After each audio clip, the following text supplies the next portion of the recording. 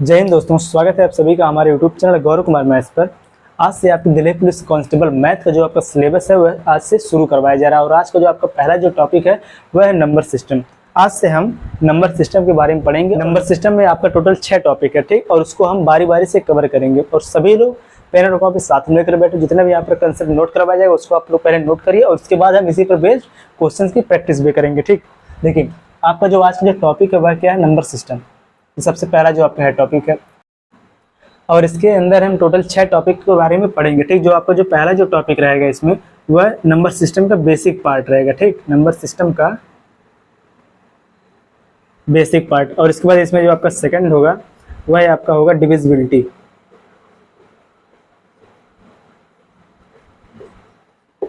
Divisibility rule. और जो आपका थर्ड इसके बाद होगा वह आपका होगा यूनिट डिजिट। Unit digit. और फोर्थ रिमाइंडर थ्योरम।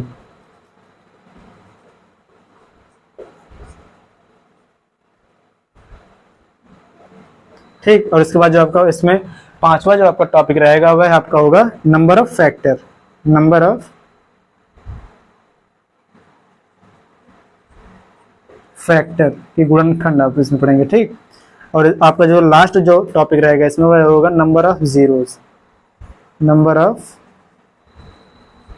जीरोस की आपका जो है नंबर सिस्टम का जो टॉपिक है यह बहुत ही ज़्यादा बड़ा है, लेकिन इसमें जो आपका जो इम्पोर्टेंट जो आपका टॉपिक से यही कि यहाँ पर बेसिक सबसे पहले इसका बेसिक पार्ट हम पढ़ेंगे, इसके बाद डिविजिबिलिटी रूल को पढ़ेंगे, इसके बाद फिर हम unit digit, remainder theorem, number of factor और सबसे लास्ट में हम पढ़ेंगे यहाँ पर नंबर ऑफ जीरोस। और अगर हम यहाँ पर इसको बहुत डिटेल में पढ़ेंगे तो आपका जो नंबर सिस्टम का जो टॉपिक है यह कम से कम आपका 18 से 19 लेक्चर में बिल्कुल कवर होगा। लेकिन यहाँ पर हम जो इसका जो इम्पोर्टेंट जो इसमें कंसेप्ट होगा उसी को केवल हम पढ़ेंगे।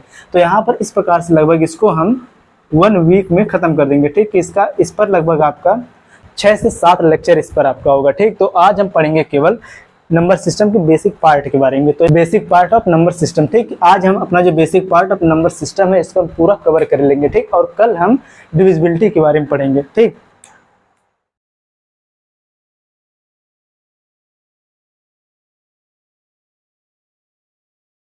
आप लोग हेडिंग बनाओ यहाँ पर सबसे पहले कि basic part of number system.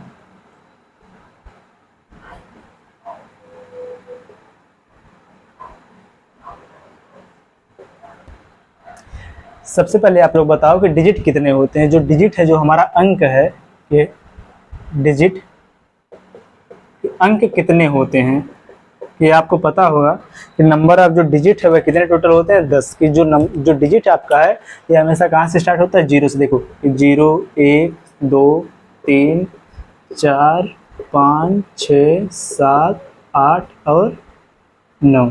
यहाँ पर आपका देखो टोटल डिजिट कितना होता है, 10। ठीक, और अगर आपको यहाँ पर अगर लास्ट डिजिट बताना हो, कि यहाँ पर अगर आपको यूनिट डिजिट बताना हो, इकाई अंक बताना हो, तो वह क्या होगा, देखो कि अगर आपको यहाँ पर लास्ट डिजिट बताना हो या फिर यूनिट डिजिट, इसका मतलब क्या होता है आपका अंतिम अंक या फिर इकाई अंक। ठीक, इकाई अंक।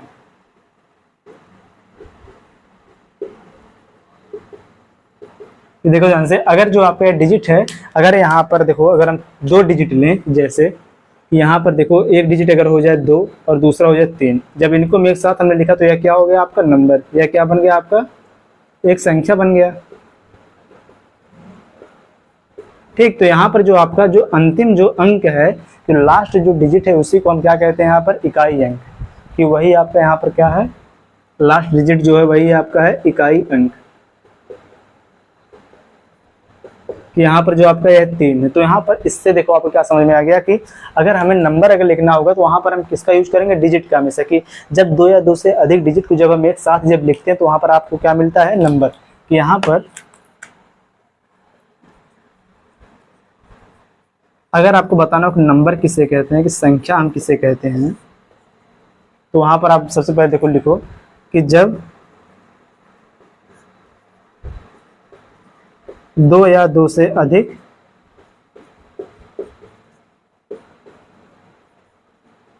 अंकों को, कि डिजिट्स को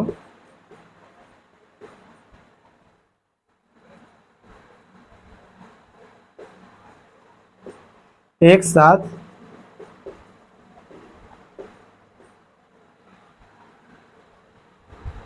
लिखते हैं तो क्या बनता है? नंबर।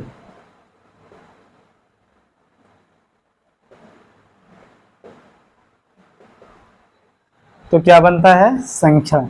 ठीक, तो यहाँ पर देखो इसका मतलब क्या यहाँ पर है कि जब हम डिजिट को जब हम एक साथ जब लिखेंगे, जब दो या दो से अधिक डिजिट को जब हम एक साथ लिखते हैं तो वहाँ पर आपको क्या मिलता है? नंबर मिलता है। ठीक, जैसे देखो यहाँ पर एक देखो 0 1 2 3 और यहाँ से लेके कहाँ तक 9 तक, यह क्या होता है? आपका डिजिट होता है, अंक होता है। जब इन्हीं को हम एक साथ लिखेंगे, जैसे यहाँ पर देखो अगर हम 2 को ले लें 5 और 6, यहाँ पर देखो जैसे अगर 2 5 और 6 256, यह टोटल क्या हो गया? यहाँ पर यह है एक नंबर। ठीक, यहाँ पर 2 या 2 से अधिक जब हम अंकों को एक साथ लिखते हैं तो यहाँ पर हमको क्या मिलता है? नंबर, संख्या वह बनता है। ठीक, और यहाँ पर अगर आपको बताना इसका लास्ट डिजिट क्या है, कि इसका यूनिट डिजिट क्या है, तो यहाँ पर क्या है? 6 है। यह यहाँ पर क्या है? Last digit. इसी प्रकार से अगर यहाँ पर देखो इसी अंक में से अगर हम एक बार 7 को ले लें, फिर यहाँ पर 2 को ले लें, तो यहाँ पर कितना हो जाएगा? 7 और 2। जब इनको जब हमने एक साथ लिख दिया तो यह क्या बन गया? एक संख्या बन गया। तो यहाँ पर यह क्या है? एक संख्या। 72 यह क्या है? एक संख्या है। ठीक, इसको आप लोग नोट करो, फिर इसके आगे हम देखते हैं।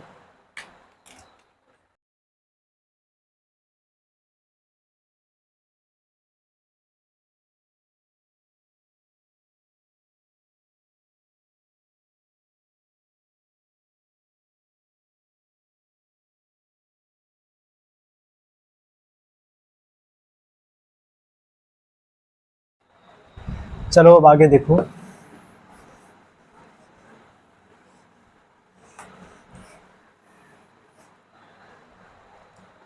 कि अगर यहाँ पर देखो, सबसे पहले समझो कि अगर देखो यहाँ पर लिखा 0 1 2 3 4 5 6 7 8 9, देखो एक से लेके देखो 0 से लेके यहाँ तक 9 तक, इसको हम क्या कहते हैं? क्या है? डिजिट है।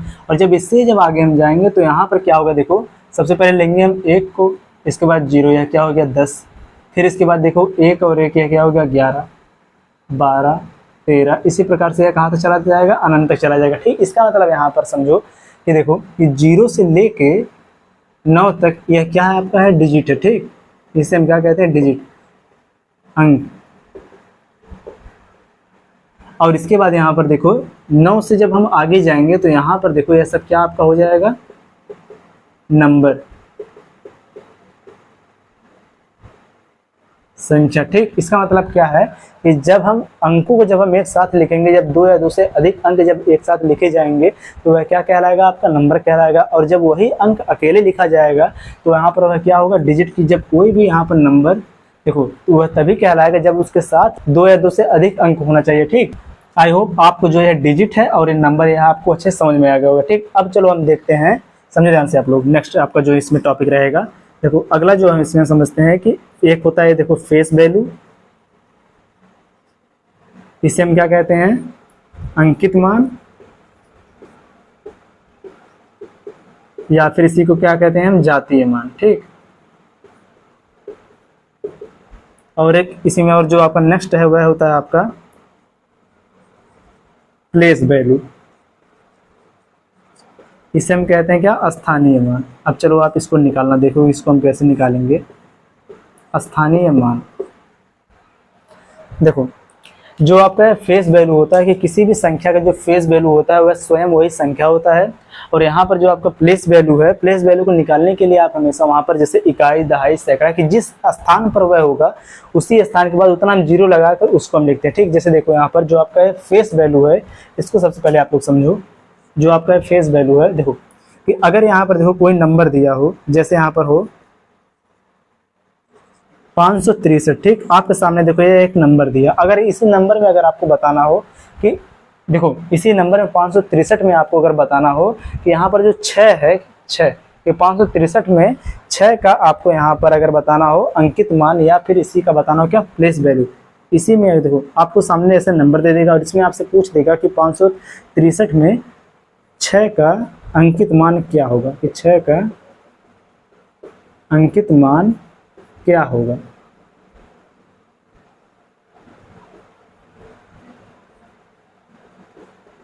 कि यहाँ पर जो अंकित मान का मतलब यहाँ पर क्या है, फेस वैल्यू। ठीक, तो यहाँ पर देखो किसी भी नंबर का जो फेस वैल्यू है वह स्वयं वही संख्या होती है। ठीक, जब यहाँ पर देखो 6 का जब आपसे पूछा है कि अंकित मान क्या होगा या फिर जातीय मान क्या होगा, तो सेम क्या होगा यहाँ पर, इसका आंसर सेम वही संख्या ही हो जाएगा। ठीक, यहाँ पर देखो 563 में जो यहाँ पर 6 का अंकित मान यहाँ पर क्या होगा, स्वयं वही संख्या की 6, इसका हो जाएगा आंसर। अगर इसी में पूछता आपसे कि 5 का अंकित मान क्या होगा, कि 5 का जो फेस वैल्यू है वह क्या होगा, तो सेम क्या होगा, वही उसका हो जाएगा आंसर। यहाँ पर आपको यह समझ में आएगा कि देखो किसी भी नंबर का जो आपका फेस वैल्यू या फिर जातीय मान, अंकित मान, वह स्वयं वही संख्या होती है। ठीक, और आपका जो स्थानीय मान या फिर जो प्लेस वैल्यू वह हम किसे कहते हैं, उसको भी यहाँ पर देखो कि अगर जो है संख्या जो दिया यहाँ पर 563, अगर सेम यही संख्या अगर यहाँ पर लिखा हो, देखो ध्यान से कि 563, और इसमें आपको बताना होता है कि 6 का स्थानीय मान बताओ। तो यहाँ पर देखो 6 का स्थानीय मान क्या होगा, स्थानीय मान का मतलब यहाँ पर क्या पूछ रहा है, प्लेस वैल्यू।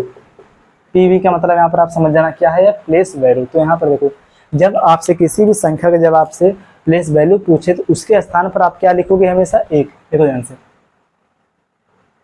आप यहाँ पर सबसे पहले लिखो 6, इसके बाद यहाँ पर इंटू लगाओ, इसी का स्थान पर आप लिखोगे हमेशा 1, और इसके बाद जितना अंक बचेगा उसके पास आप लिख दोगे क्या, यहाँ पर 0। यहाँ पर देखो कितना हो जाएगा, 6 गुणे में कितना हो जाएगा, 10। यहाँ पर कितना होगा, 1 और 0 कितना हो गया, 10। तो यहाँ पर कितना आ गया, 60। यही आपका यहाँ पर हो जाएगा आंसर। ये समझो ध्यान से आप लोग, जैसे देखो यहाँ पर जो है आपका यह दिया कि 563, यहाँ पर अगर आपको 3 का प्लेस वैल्यू बताना होता है कि 3 का स्थानीय मान, तो यहाँ पर देखो यह किस स्थान पर है, 1, तो यहाँ पर यह हो गया इकाई। ठीक, इसके बाद नेक्स्ट आपका हो जाएगा दहाई, 10वें स्थान पर है। यह आपका 100वें स्थान पर से हम क्या कहते हैं, सैकड़ा। कि आप बचपन में यही आप यहाँ पर सीखोगे कि यहाँ पर इकाई, दहाई, सैकड़ा।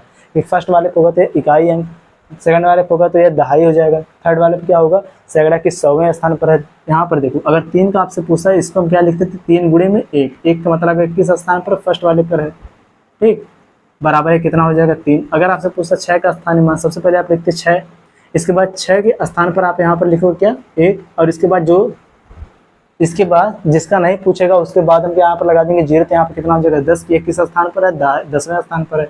इसमें इंटू होगा 6 का, तो बराबर यहाँ पर कितना आ जाएगा, 60। अगर आपसे 5 का स्थानीय मान पूछता तो आप लिखते हैं यहाँ पर 5 गुणे में 5 के स्थान पर 1, और इसके बाद जितना भी यहाँ पर अंक बचा उसके स्थान पर 0। तो यहाँ पर 1 डबल 0, तो यहाँ पर कितना हो जाएगा, 500। यही आपका हो जाएगा आंसर। इसी प्रकार से आप यहाँ पर समझोगे, जब आप एग्जाम में अगर आपसे ऐसा कोई भी क्वेश्चन पूछेगा तो वहाँ पर आप उसको कैसे सॉल्व करेंगे, कि जैसे देखो अगर दिया हो 7862, ठीक, और यहाँ पर आपसे पूछे कि 8 का प्लेस वैल्यू क्या होगा, कि 8 का प्लेस वैल्यू क्या होगा। तो यहाँ पर देखो आप इसको कैसे लगाओगे कि 8 के स्थान पर देखो सबसे पहले 8 के स्थान पर लिखोगे आप यहाँ पर 8, और इसके बाद जितना भी अंक है उसके स्थान पर आप लिख दोगे 0। ठीक, यही आपका हो जाएगा आंसर। कि जिस भी नंबर का आपसे प्लेस वैल्यू पूछेगा तो वहाँ पर आप क्या करोगे, उस नंबर के स्थान पर सबसे पहले आप उसी नंबर को वहाँ पर आप लिख दोगे, और उसके बाद जितना अंक उसके दाएं ओर बचेगा उसके स्थान पर आप यहाँ पर क्या लिख दोगे, हमेशा 0 लिख दोगे। ठीक, कि उसी नंबर के आप देखो राइट साइड में आप वहाँ पर देखोगे कि जितना नंबर होगा उसी का स्थान पर आप क्या लिख दोगे, 0। तो वही आपका क्या हो जाएगा वहाँ पर स्थानीय मान। ठीक, इसको आप लोग पहले नोट करो।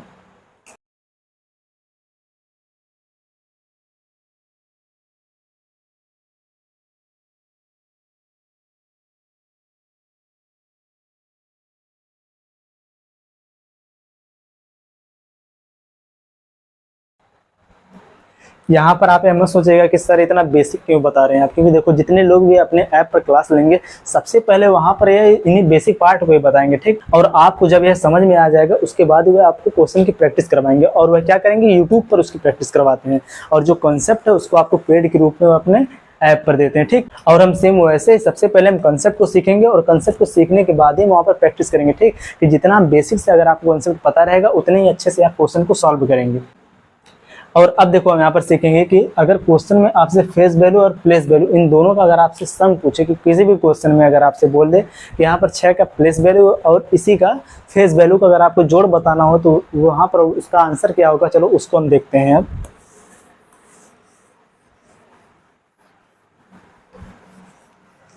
कि अगर जैसे आप लोगों के सामने यहाँ पर देखो क्वेश्चन दिया हो कि देखो 5432 में अगर आपको यहाँ पर बताना है कि 4 का प्लेस वैल्यू और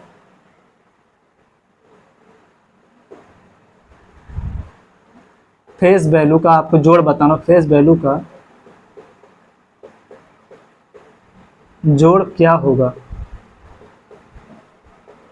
ठीक, देखो क्वेश्चंस को भी आप साथ में नोट करते रहो। ठीक, देखो ये तो आपका बेसिक है, लेकिन इसी पर आपसे क्वेश्चन भी कर सकता है। देखो जैसे आपको यहाँ पर क्वेश्चन क्या दिया है 5432, इसमें आपको बताना है कि 4 का प्लेस वैल्यू और फेस वैल्यू का जोड़ क्या होगा। तो यहाँ पर देखो ध्यान से, जिसका यहाँ पर देखो अगर सबसे पहले अगर आपको बताना हो इसका प्लेस वैल्यू क्या है, देखो इसका प्लेस वैल्यू क्या है, तो 4 के स्थान पर सबसे पहले आप लिख दो 4। अब इसके बाद देखो, इसके बाद जितना अंक बच गया है उस पर आप लगा दो 0। तो यहाँ पर देखो 4 के बाद कितना अंक बचा है, 3 के स्थान पर हो जाएगा 0, 2 के स्थान पर भी हो जाएगा 0। इसको मतलब यहाँ पर जो इसका प्लेस वैल्यू है, इसका जो स्थानीय मान है, प्लेस वैल्यू का मतलब क्या है, स्थानीय मान जो इसका है वह कितना आ गया 400। अब अगर आपको इसी का अगर आपको देखो फेस वैल्यू बताना हो, इसका जातीय मान या फिर अंकित मान इसका क्या होगा, तो वह क्या हो जाएगा 4। और यहाँ पर आपको प्लेस वैल्यू और फेस वैल्यू का आपको यहाँ पर क्या बताना है, सम बताना है, किसका जोड़ बताना। तो यहाँ पर इसको आप जब ऐड करोगे कितना आ जाएगा 404। ठीक, यही आपका हो जाएगा आंसर। सेम इसी प्रकार से एक और क्वेश्चन यहाँ पर देखो, क्वेश्चन दिया हो 987 और इसमें आपको 9 जो दिया है, देखो 9 का आपको यहाँ पर देखो 9 का प्लेस वैल्यू और यहाँ पर देखो 8 का फेस वैल्यू। ठीक, 9 का प्लेस वैल्यू और 8 का फेस वैल्यू का आपको यहाँ पर जोड़ बताना कि सम बताना, सम इसका क्या होगा। इसका आंसर आप लोग बताओ।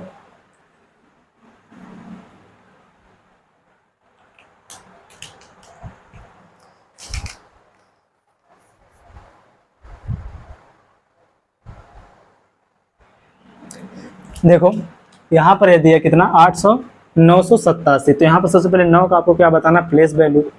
9 का यहाँ पर देखो प्लेस वैल्यू यहाँ पर क्या हो जाएगा, 9 के स्थान पर लिखेंगे 9, इसके बाद जितना अंक है उसके बाद लगा देंगे यहाँ पर 0। कि 9 देखो यहाँ पर इसका 9 का जो स्थानीय मान या फिर इसका जो प्लेस मान हुआ कितना हो जाएगा यहाँ पर प्लेस वैल्यू 900। और इसके बाद आपको बताना 8 का इसमें फेस वैल्यू। तो यहाँ पर देखो 8 का जो फेस वैल्यू है क्या हो जाएगा, सेम वही संख्या हो जाएगा, तो यहाँ पर हो जाएगा 8। इसको आप कर दो ऐड, यहाँ पर कितना हो जाएगा 908। यही आपका हो जाएगा यहाँ पर आंसर। ठीक, इसको आप लोग नोट करो। अब इसके बाद हम समझेंगे कि आपका जो कॉम्प्लेक्स नंबर की, यहाँ पर अब हम सीखेंगे कॉम्प्लेक्स नंबर के बारे में कि आपका रियल नंबर में किसे कहते हैं या फिर इसमें इमेजिनरी नंबर में किसे कहते हैं। इसको आप लोग पहले नोट करो।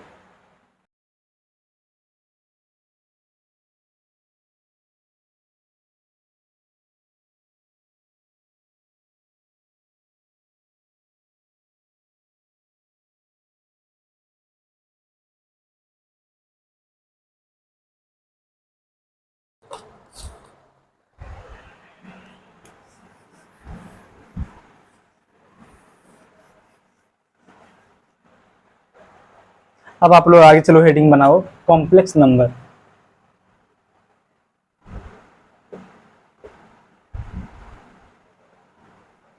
इसे हम हिंदी में क्या कहते हैं, समृद्ध संख्या।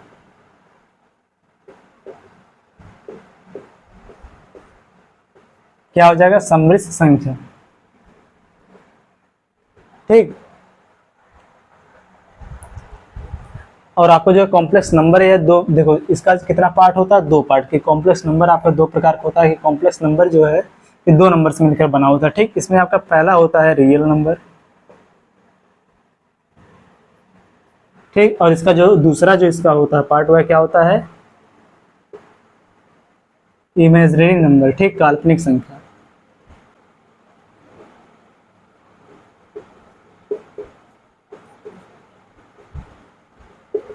काल्पनिक संख्या, और इसका मतलब क्या यहाँ पर होता है, वास्तविक संख्या।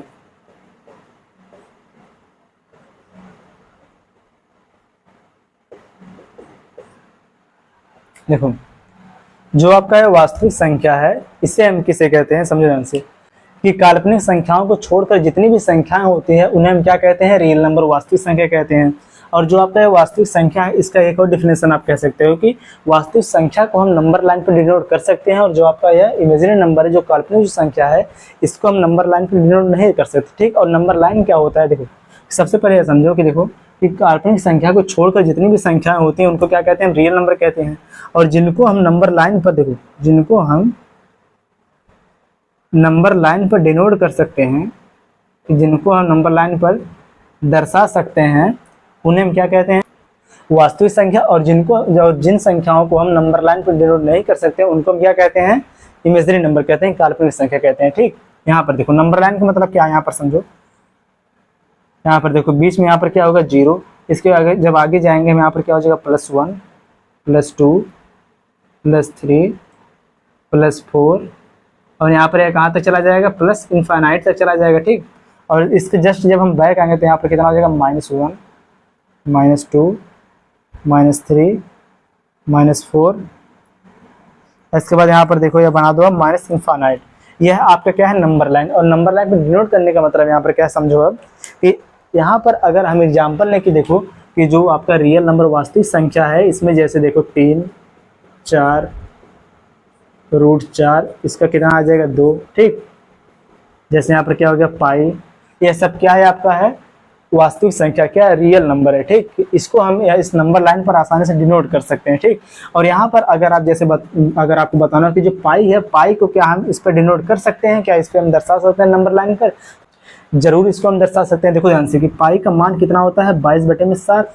अगर इसको हम यहाँ पर देखो और इसको सॉल्व करें, यहाँ पर कितना हो जाएगा, 3.7 बचेगा, यहाँ कितना 1, जब दशमलव लगाएंगे आ जाएगा 0, तो 7 × 9 7, लगभग कितना आएगा, 3 से ज़्यादा होगा और ये 4 से कम। इसका मतलब यहाँ पर जब इस नंबर लाइन पर जब इसको हम डिनोट करेंगे पाई को, तो जो पाई का मान हमारा कहाँ पर आएगा, देखो 3 तो यहाँ है, 3 से थोड़ा सा अधिक होगा, इसका मतलब यहाँ पर कहीं इस पाई का मान होगा। ठीक है, इसका मतलब यहाँ पर जो पाई को हम नंबर लाइन पर डिनोट कर सकते हैं, यहाँ पर जो पाई है वह क्या है, एक वास्तविक संख्या है। ठीक, और देखो इमेजिनरी नंबर हम किसे कहते हैं, इमेजिनरी नंबर में जैसे अगर आपको एग्जांपल के लिए लो सबसे पहले कि जैसे √-25। ठीक, √-25, तो यहाँ पर देखो अगर यहाँ पर √25 होता तो उसका हम यहाँ पर वर्गमूल जो है, स्क्वायर रूट जो है, इसका हम निकाल लेते, लेकिन यहाँ पर क्या लगा, माइनस।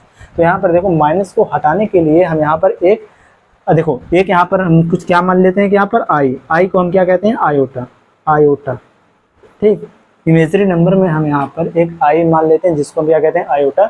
और आयोटा का जो मान यहाँ पर होता है क्या कि √-1। ठीक, अगर हम यहाँ पर देखो आयोटा का स्क्वायर कर दें, कि यहाँ पर देखो अगर इसको हम लिखें यहाँ पर आयोटा का मतलब कि यहाँ पर आई स्क्वायर देखो, पढ़ोगे आप क्या, इसको आयोटा स्क्वायर बराबर यहाँ पर क्या हो जाएगा, -1। क्योंकि यहाँ पर देखो जब आयोटा बराबर है √-1, तो यहाँ पर जब हम आयोटा का स्क्वायर करेंगे तो जब इसका स्क्वायर होगा तो यहाँ पर -1, यहाँ पर कितना बचेगा, -1, क्योंकि जब रूट का स्क्वायर करते हैं तो रूट यहाँ पर क्या हो जाएगा, हट जाएगा। तो यहाँ पर कितना आ जाएगा, आयोटा स्क्वायर बराबर हो जाएगा -1। तो यहाँ पर अगर इसको हम यहाँ पर देखो कि √ यहाँ पर अगर सबसे पहले कितना हो जाएगा, 25, और यहाँ पर अगर -1 को अगर हम कॉमन ले लें कि -1 में से अगर हम 25 को बाहर लें तो यहाँ पर कितना बचेगा, -1। तो बराबर यहाँ पर देखो कितना हो जाएगा, सबसे हो जाएगा पहले यहाँ पर 25 गुणे में -1 के स्थान पर यहाँ पर क्या लिख देंगे, आई स्क्वायर। ठीक, यह क्या हो जाएगा, आई स्क्वायर। तो यहाँ पर देखो इसका आंसर क्या होगा, 25 का स्क्वायर रूट हो जाएगा यहाँ पर 5, और यहाँ पर कितना हो जाएगा, आई। यही आपका हो जाएगा आंसर। लेकिन यहाँ पर देखो हमने यहाँ पर क्या कल्पना हमने किया कि यहाँ पर हमने क्या किया, हमने माना, तो यहाँ पर इसी को हम क्या कहते हैं, इमेजिनरी नंबर। ठीक, कि काल्पनिक संख्या। ठीक, इसको आप लोग नोट करो, फिर इसके आगे अब हम देखते हैं।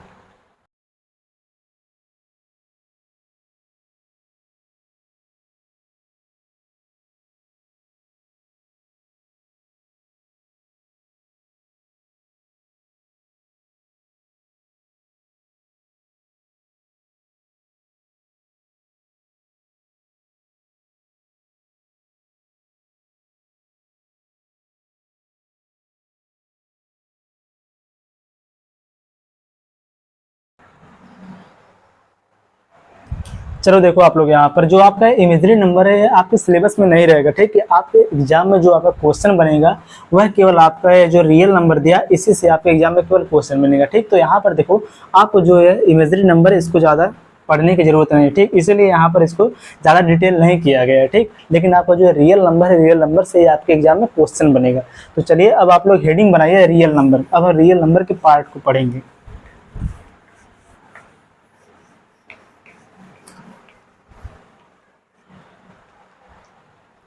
कि आप लोग हेडिंग बनाओ रियल नंबर, वास्तविक संख्या।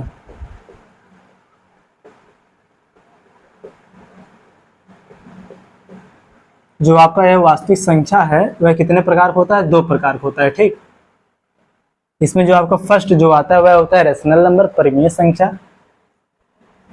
इसी प्रकार से आप इसको बनाते रहिए। ठीक है, रेशनल नंबर जिसे हम क्या कहते हैं? परिमेय संख्या। और सेकंड आपका होता है इरेशनल नंबर। ठीक,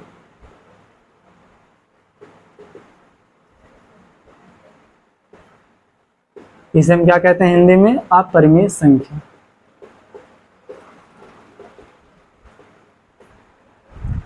अब आप लोग समझे सबसे पहले कि हम रेशनल नंबर कहते किसे हैं। ठीक, यहाँ पर जो आपका परिमेय संख्या यह हम किसे कहते हैं कि जिन संख्याओं को हम p बाई क्यू के रूप में लिख सकते हैं, कि जिन संख्याओं को हम p बाई क्यू के फॉर्म में लिख सकते हैं उनको हम क्या कहेंगे? देखो, जिन संख्याओं को हम p बाई क्यू के फॉर्म में लिख सकते हैं उनको हम कहेंगे क्या? रेशनल नंबर, परिमेय संख्या। और जिन संख्याओं को कि जिनको हम p बाई क्यू के फॉर्म में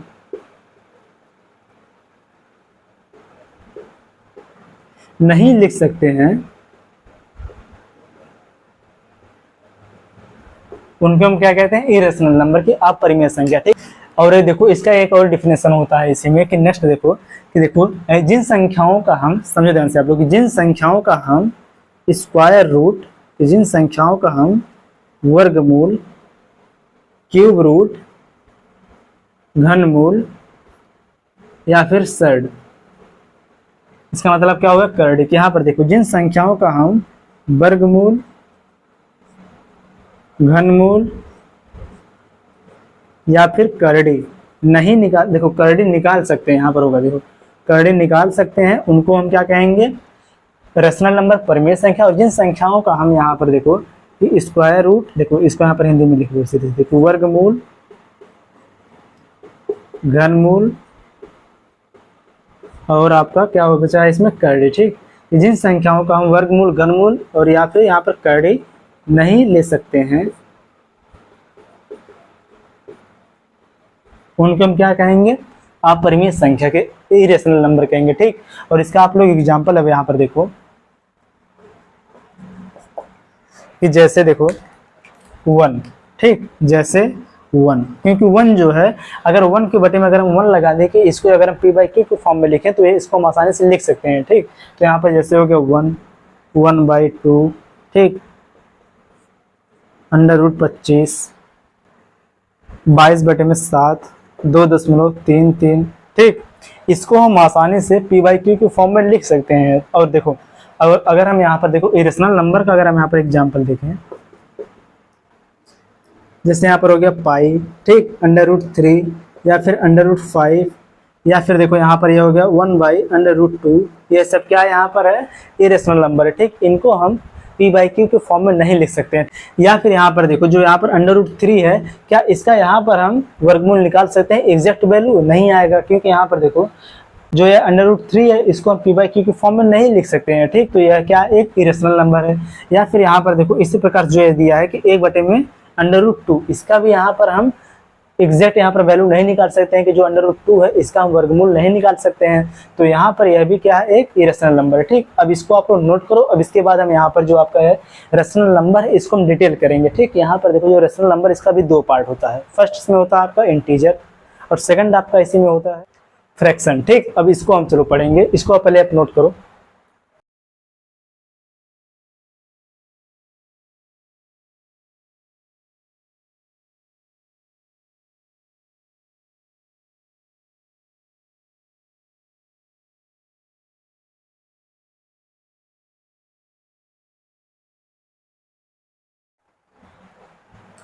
चलो अब हम आगे इसको देखते हैं।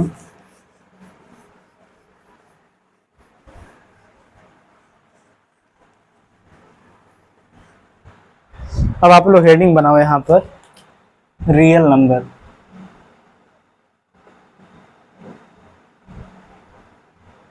वास्तविक संख्या। ठीक, और इसका कितना पार्ट होता है? 2 पार्ट। देखो ध्यान, इसका जो आपका फर्स्ट इसमें होता है इंटीजर और जो आपका सेकंड इसी में होता है वह क्या होता है? फ्रैक्शन।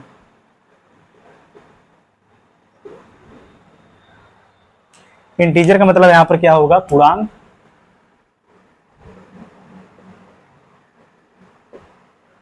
और जो यहाँ पर देखो फ्रैक्शन है, फ्रैक्शन का मतलब आपको पता होगा क्या होता है, भिन्न। अब देखो सबसे पहले आप लोग अब यहाँ पर समझो कि हम इंटीजर किसे कहते हैं, और यहाँ पर जो आपका फ्रैक्शन है, फ्रैक्शन हम किसे कहते हैं। ठीक, देखो जो आपका इंटीजर होता है वह हमेशा देखो माइनस इनफाइनाइट से प्लस इनफाइनाइट तक होता है। ठीक, कोई भी नंबर अगर माइनस इनफाइनाइट से प्लस इनफाइनाइट तक है तो उसे हम क्या कहेंगे, इंटीजर कहेंगे। और आपको जो यहाँ पर फ्रैक्शन है, फ्रैक्शन आपको पता होगा कि जिनको हम पी बाई क्यू के फॉर्म में लिखते हैं, पी बाई क्यू के फॉर्म में लिखते हैं, उसे हम क्या कहते हैं, फ्रैक्शन कहते हैं। उसे ही हम क्या कहते हैं, भिन्न कहते हैं। ठीक, जैसे आप यहाँ पर एग्जांपल के लिए देखोगे, अगर आपको इंटीजर में अगर आपको एग्जांपल देखना हो, देखो आंसर इंटीजर का एग्जांपल जैसे यहाँ पर देखो हो गया 2, 4, -2, -5। ठीक, इसी प्रकार से अगर यहाँ पर दे दें -125, यह सब क्या है, आपका इंटीजर का एग्जांपल है। ठीक, और यहाँ पर देखो जो आपका फ्रैक्शन है, कि फ्रैक्शन में जो आपका रेशनल होता है, कि रेशनल नंबर जो इसमें होता है, देखो फ्रैक्शन में जो आपका रेशनल नंबर होता है इसका भी 2 पार्ट होता है। ठीक, यहाँ पर देखो जो फ्रैक्शन में आपको जो फर्स्ट होता है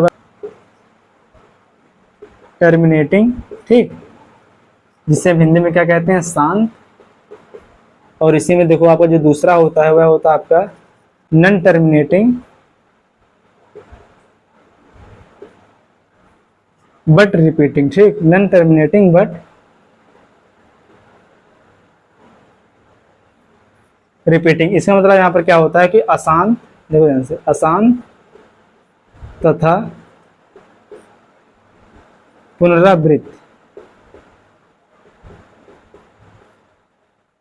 ठीक, अब चलो सबसे पहले आप लोग यहाँ पर देखो जो टर्मिनेटिंग है, टर्मिनेटिंग हम किसे कहते हैं। ठीक, यहाँ पर देखो इसको आप यहाँ पर देखो जो आपका इंटीजर, इंटीजर बस केवल इतना ही है। ठीक, यहाँ पर देखो अब हेडिंग आप लोग बना लो यहाँ पर कि टर्मिनेटिंग,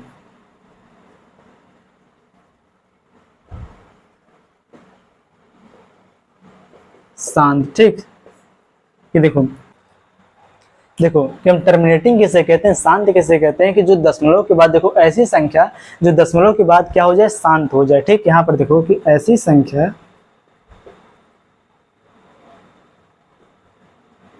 देखो ऐसी संख्या जो दशमलव के बाद शांत हो जाए। ठीक, शांत हो जाए, उसे हम क्या कहते हैं, टर्मिनेटिंग। ठीक, उसे हम क्या कहते हैं, टर्मिनेटिंग। उसे हम कहते हैं क्या, शांत। जैसे एग्जांपल देखो, जैसे देखो यहाँ पर जैसे हो गया देखो 1/2, यह क्या है, एक टर्मिनेटिंग, देखो टर्मिनेटिंग फ्रैक्शन है। ठीक, यहाँ पर देखो जब हम 2 से इसको जब हम डिवाइड करेंगे, सबसे पहले यहाँ पर 1 को तो 1 में भाग नहीं जाएगा, तो यहाँ पर क्या लगाएंगे हम 10, देखो 0, इसके बाद क्या हो जाएगा यहाँ पर दशमलव। जब यहाँ पर दशमलव लगेगा यहाँ पर कितना हो जाएगा 10, 10 को जब हम डिवाइड करेंगे 2 से कितना यहाँ पर आ जाएगा 5। यहाँ पर देखो यह क्या हो गया, दशमलव के बाद एक संख्या तक जाकर क्या हो गया, शांत हो गया। कि दशमलव के बाद यह क्या हो गया, दशमलव 5 तक जाते जाते क्या हो गया, पूरा कंप्लीट एंड क्या हो गया, पूरा डिवाइड हो गया। ठीक, और इसी प्रकार से देखो यहाँ पर जैसे 1.235। ठीक, यह भी क्या है, आपका है एक टर्मिनेटिंग है। ठीक, इसको भी आप आसानी से पी बाई क्यू के फॉर्म में लिख सकते हैं। और यहाँ पर दशमलव के बाद एक निश्चित संख्या के बाद जाने के बाद यह क्या हो गया, शांत हो गया। ठीक, इसी को हम क्या कहते हैं, टर्मिनेटिंग। और देखो यहाँ पर जो आपका नॉन टर्मिनेटिंग बट रिपीटिंग है, इसका मतलब क्या होता है, इसका भी आप यहाँ पर देख लो। ये नॉन टर्मिनेटिंग का मतलब ही आपको यहाँ पर समझ में आ गया होगा कि यहाँ पर देखो वह अशांत, लेकिन वह क्या होना चाहिए, रिपीटिंग होना चाहिए, कि बार बार क्या हो, रिपीट हो। कि यहाँ पर देखो कि ऐसा देखो ऐसा नंबर जो दशमलव के देखो ऐसा नंबर जो दशमलव के बाद बार बार रिपीट करे। देखो ऐसा नंबर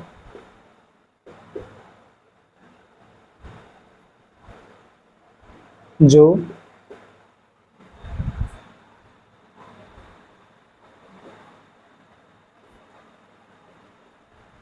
दशमलव के बाद शांत ना हो, देखो शांत ना हो लेकिन बार बार रिपीट करे। ठीक, कि बार बार रिपीट करे। उसे हम क्या कहेंगे, नॉन टर्मिनेटिंग बट रिपीटिंग, कि वहां पर जो है दशमलव के बाद जो आने वाली जो संख्या होगी वह बार बार क्या करेगा, रिपीट करेगा, लेकिन वह क्या शांत नहीं होगा। ठीक, उसे हम क्या कहेंगे, नॉन टर्मिनेटिंग बट रिपीटिंग, के अशांत तथा पुनरावृत्त। इसका आप लोग अगर एग्जाम्पल यहाँ पर देखो कि जैसे यहाँ पर देखो कि 1 दशमलव छोड़ो 1 दशमलव देखो 1/3, जब देखो आप एक को जब आप डिवाइड करोगे 3 से, देखो यह तो है यहाँ पर एक फ्रैक्शन है, लेकिन यह कैसा फ्रैक्शन है, नॉन टर्मिनेटिंग बट रिपीटिंग। यहाँ पर जब आप 3 से जब इसको डिवाइड करोगे तो यहाँ सबसे पहले देखो लगेगा यहाँ पर दशमलव, यहाँ पर आ जाएगा एक जीरो, कितना, जब 10 को आप 3 से जब डिवाइड करोगे यहाँ पर कितना आ जाएगा, 3 3 का 9, फिर यहाँ पर बचा कितना, 1 दशमलव तो लगा तो वहाँ पर भी हो जाएगा जीरो, तो यहाँ पर एक कितना हो जाएगा, देखो 0.333, इसी प्रकार से डॉट डॉट बढ़ता जाएगा। ठीक, तो यहाँ पर देखो इसको हम लिख सकते हैं 0.3 के ऊपर लगा देंगे हम बार। बार का मतलब क्या हो रहा है, यहाँ पर जो 3 है यह क्या कर रहा है, बार बार रिपीट कर रहा है। ठीक, तो इसी प्रकार से देखो यह किसका एग्जाम्पल हो गया, नॉन टर्मिनेटिंग बट रिपीटिंग का। ठीक, जैसे देखो यहाँ पर अगर देखो दिया हो 0.232323, यहाँ पर जो 2 और 3 है यह क्या कर रहा है, बार बार रिपीट कर रहा है। तो यहाँ पर देखो यह यहाँ पर देखो दशमलव के बाद जो संख्या यहाँ पर है वह शांत नहीं हो रही, लेकिन वह क्या कर रहा है, बार बार रिपीट कर रहा है। यहाँ पर जो 2 और 3 है यह बार बार क्या कर रहा है, रिपीट कर रहा है। तो यहाँ पर देखो इसको आप यहाँ पर लिख सकते हो 0.23। ठीक, यही आपका यहाँ पर भी हो जाएगा आंसर। यहाँ पर आपने देखा जो टर्मिनेटिंग और नॉन टर्मिनेटिंग बट रिपीटिंग, और जो आपका है टर्मिनेटिंग या फिर नॉन टर्मिनेटिंग बट रिपीटिंग है, किसके अंतर्गत आएगा, रेशनल नंबर के अंतर्गत आएगा। क्योंकि देखो रेशनल नंबर का पार्ट क्या होता है, यहाँ पर रियल नंबर, ठीक, और इरेशनल नंबर का आपका पार्ट होता है जो आपका इसी फ्रैक्शन में जो आपका नेक्स्ट आता है, इसमें non terminating but non repeating. जो ऐसी देखो ऐसी संख्या जो दशमलव के बाद ना ही वह शांत हो और ना ही वह बार बार रिपीट करे, ठीक, वह किसके अंतर्गत आएगा, इरेशनल के अंतर्गत आएगा। ठीक, तो चलो अब उसी को हम पढ़ेंगे। सबसे पहले आप इसको नोट करो।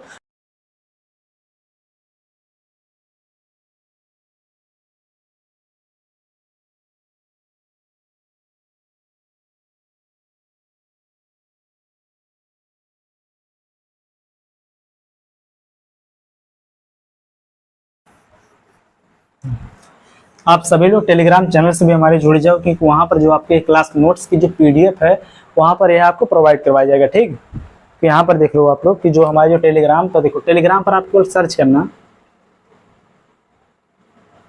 गौरव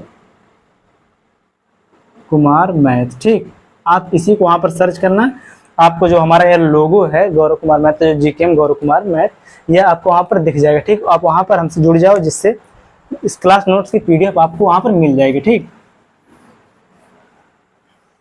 या फिर इसका लिंक जो है वह डिस्क्रिप्शन में दिया होगा, आप वहाँ पर क्लिक करके डायरेक्ट हमारे चैनल से जुड़ सकते हो। ठीक, अब चलो आप आगे देखो, जो आपका इरेशनल का जो पार्ट है, इरेशनल नंबर का जो आपका पार्ट है, ये देखो इरेशनल का मतलब यहाँ पर क्या है, अपरिमेय संख्या। अपरिमेय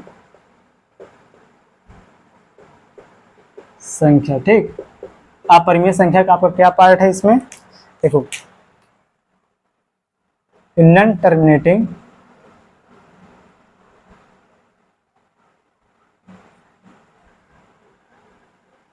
एंड नॉन रिपीटिंग।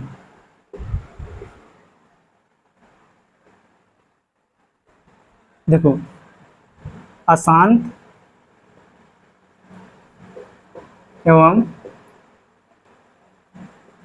अनावर्ती, अशांत एवं अनावर्ती। देखो ऐसा, देखो इसका हो जाएगा डिफिनेशन यहाँ पर कि ऐसी संख्या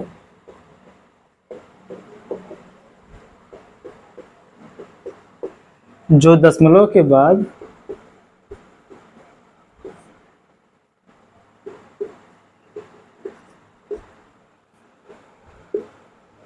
ना शांत हो और ना ही रिपीट करे। ठीक, ना शांत हो और ना ही रिपीट करे।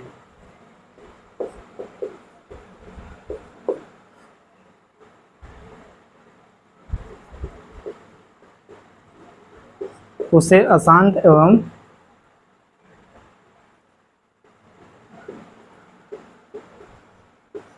अनावर्ती कहते हैं। ठीक, इसका आप लोग एग्जांपल देखो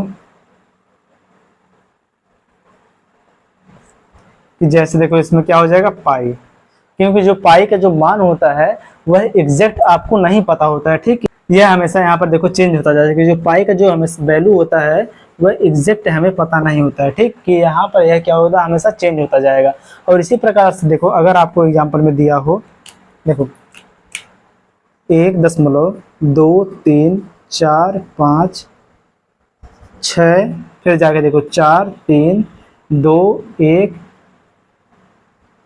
9, इसी प्रकार से यहाँ पर देखो आगे का जितना भी नंबर है यह हमेशा अलग अलग होगा, ठीक। यहाँ पर ये रिपीट एक भी नहीं करेगा। तो यहाँ पर देखो ये क्या होगा कि दशमलव के बाद जो आने वाला जो नंबर है वह ना ही शांत है और ना ही यह पुनरावृत्ति हो रहा है, ठीक। इसका मतलब यहाँ पर देखो जो दशमलव के बाद जो आने वाला जो अंक है ना ही वह शांत हो रहा है ना ही वह बार बार रिपीट कर रहा है, ठीक। तो इसको हम क्या कहेंगे, नॉन टर्मिनेटिंग। बट देखो non terminating and non repeating क्या है, अशांत एवं अनावर्ती है, ठीक। यह किसके अंतर्गत आएगा, हमेशा इरेशनल के अंतर्गत आएगा, इरेशनल के अंतर्गत आएगा। इरेशनल का मतलब क्या होता है, अपरिमेय, ठीक, अपरिमेय संख्या के अंतर्गत आएगा। और इसमें और एक दो एग्जांपल आप देख लो, जैसे इसमें देखो यह भी हो जाएगा √3।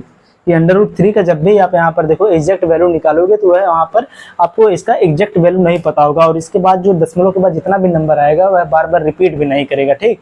वहाँ पर देखो यह भी क्या हो गया, ये इरेशनल नंबर। इसी प्रकार से अगर यहाँ पर देखो √5 हो, यह भी क्या है, इरेशनल नंबर की √5 का हम भी एग्जैक्ट वैल्यू नहीं निकाल सकते हैं, ठीक। यह भी आपका है परिमेय संख्या, कि यहाँ पर यह किसके अंतर्गत आ जाएगा, non terminating and non repeating के अंतर्गत यह आ जाएगा। नोट करो आप लोग इसे।